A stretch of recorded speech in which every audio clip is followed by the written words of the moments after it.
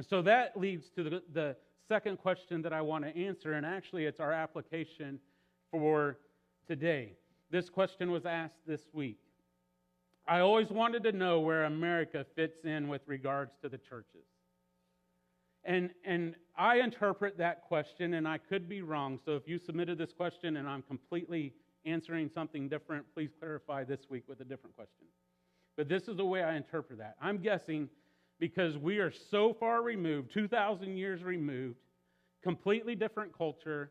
We don't even, a Western culture, a new era with new technology, all this stuff. Since we're so far removed from the first century and the life that people are experiencing, how do we fit in to the warning with the other churches?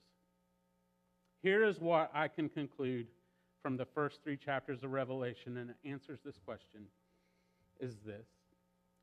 Jesus deeply cares about the local church. He knows them by name. He is amongst their present. He is not far off. He knows each church personally. He wants each church to be his spotless bride that he sacrificed his life for. And he gives even the sickest church, like Laodicea, a chance to repent. And he's standing at the door knocking, wanting to be a part of it. And here is how Jesus praises the churches, the 7 churches in Revelation. Jesus praised them for their good deeds, their hard work. He praises them for their purity and holiness. He praises them because they keep the doctrine that has been passed on to them. We would call that orthodoxy. He praises them for endurance and perseverance, even in the face of persecution. Even to one of the churches, he said, even to the point of death. He praises them for faithfulness. But then he criticizes them for these things, for a lack of love of God and others. He criticizes them because they tolerate false teaching. He criticizes them because they tolerate sexual immorality. He criticizes them for being dead, even though they think they are alive. He criticizes them for not being useful to the kingdom, the lukewarmness of the water in Laodicea.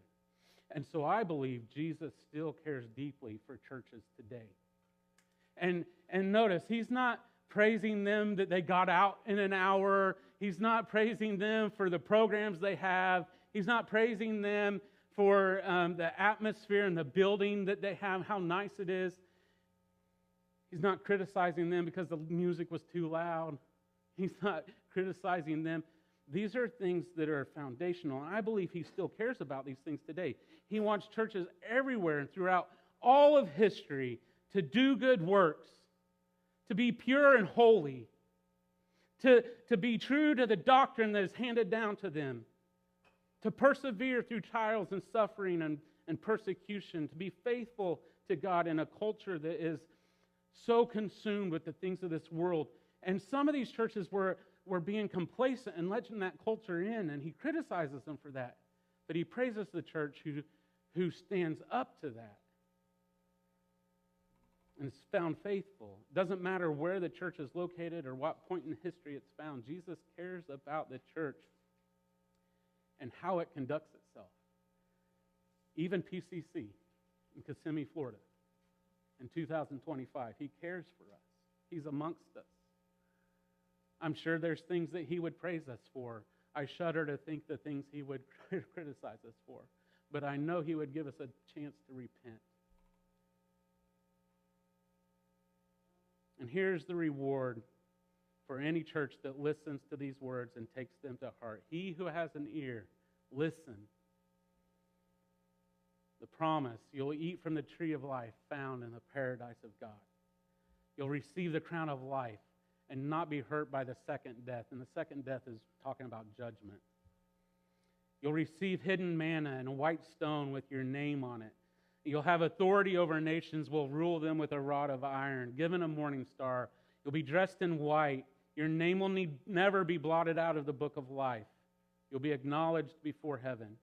You'll be made a pillar in the temple of God, and Jesus will write the name of God on you. and you will sit with Jesus on his throne. That's the promises that Jesus made to the churches who listen to what I am saying. All that to say, how does the American church fit into the seven churches? Jesus still cares about the local church today. He cares about what we believe. He cares about how we practice our beliefs. He cares about how we love others, how we operate, and he has the same rewards that he's promised the churches in Revelation are promised to us if we take heart and listen. Repent where we need to repent. Jesus is not far off. He's right in the middle of it. And as Matt Chandler says on the Overcomers, page 53, Jesus is there to strengthen us, to empower us, and to comfort us. Jesus cares deeply about the local church. He cares deeply about PCC, and that matters. I pray that he finds us faithful and useful to the kingdom. May we have ears to hear and listen to what Jesus is saying to the churches in Revelation.